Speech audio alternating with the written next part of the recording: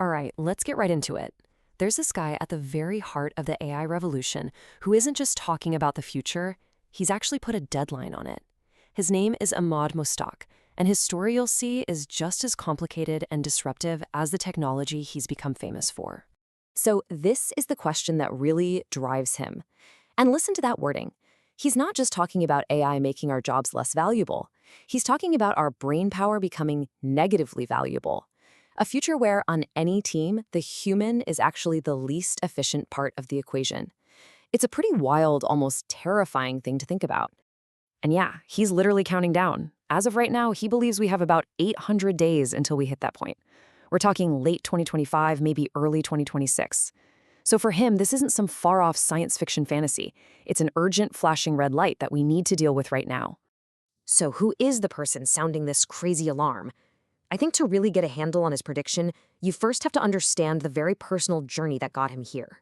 Emad Mostaque's background is this really fascinating mix. He's got a degree in math and computer science from Oxford. He was a super successful hedge fund manager, and he's also been diagnosed with Asperger's and ADHD, which he says gives him a really unique way of looking at problems.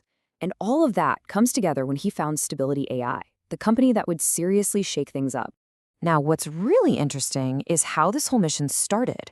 It wasn't in some tech company boardroom or a fancy computer lab. Nope, it all began with a deeply personal family crisis. So about 15 years ago, his son was diagnosed with autism, and the doctors basically told him it was an unsolvable problem. And for Emad, that just wasn't an acceptable answer. So instead of just accepting it, he decided to tackle it himself, not as a medical mystery, but as an information problem. And here you can see his method in action. He got an AI team to just chew through all the medical research out there, breaking the problem down to its core. They found this key imbalance in the brain, and he figured out that if they used existing drugs to reduce that neural noise, all the other therapies started working way better. For his son, it was life-changing. It meant he could go to a mainstream school. So this approach, this whole idea of solving impossible problems, it didn't just stop with his own family. It actually became the blueprint for a huge global movement. When the COVID-19 pandemic swept the globe, he saw the exact same pattern playing out. You had all this critical information locked away in silos, countries weren't sharing data, nobody was collaborating. He even tried to set up this big AI initiative with the UN, but the top labs wouldn't share their tech. And that frustration, that became his next big mission. And that's why he founded Stability AI. The goal was pretty radical, really. Make these incredibly powerful AI tools open source. He was convinced that this technology was way too important to be locked up and controlled by just a few giant tech companies. It needed to be in everyone's hands. And wow, did it take off. The impact was absolutely explosive. Stability's models, especially the famous image generator Stable Diffusion, were downloaded over 300 million times. It basically kicked off that whole global generative AI craze we're all seeing now, and proved that people were hungry for these open tools.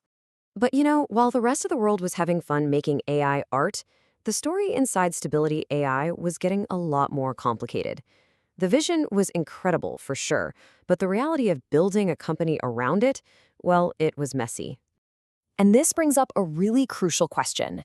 Can a world-changing idea, on its own, survive the pressures of a billion-dollar valuation, all the investor expectations, and, well, the complicated truth of its own origin story? For one thing, there started to be questions about how Stable Diffusion was actually created. While Mostaque was definitely the face of the movement, the public record shows the original model was actually built by researchers at a few German universities. Stability AI's key role was providing the huge amount of computing power needed to train it and get it out to the world. And then things got messy inside the company. In July of 2023, his own co-founder sued him, claiming he was basically tricked into selling his 15% stake for just $100. 5 months later, that same stake was valued at $150 million. The company's response? They just called it a clear case of seller's remorse. So, you put all this together, the public controversies, the internal lawsuits, and it started to make the people who had funded this meteoric rise very, very nervous. Investor confidence really started to crack. And the pressure just built up so fast. By October 2023, you had major investors writing letters saying he should be replaced. Then another one pushed for him to resign. Fast forward to March 2024, some of the key researchers behind Stable Diffusion quit. And then, just days later, Emad Mostaque himself resigned as CEO. So his exit leaves us with this really complicated picture, you know? He's the visionary who sparked this whole open source AI fire, but at the same time, he's a leader whose management style got him pushed out of his own company. Even after leaving, Mostaque hasn't gone quiet. Not at all. He's as loud as ever, doubling down on that core belief that AI has to be open and decentralized. Otherwise, all that power is just going to end up in the hands of a few giant companies. And you can see the complexity of it all in his own words.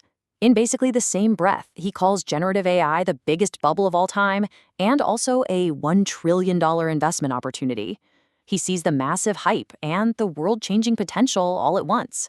Which kind of leaves us with one final big question.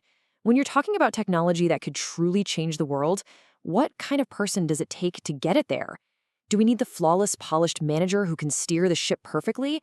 Or do we need the disruptive, maybe even flawed visionary who can see a future that nobody else can even imagine?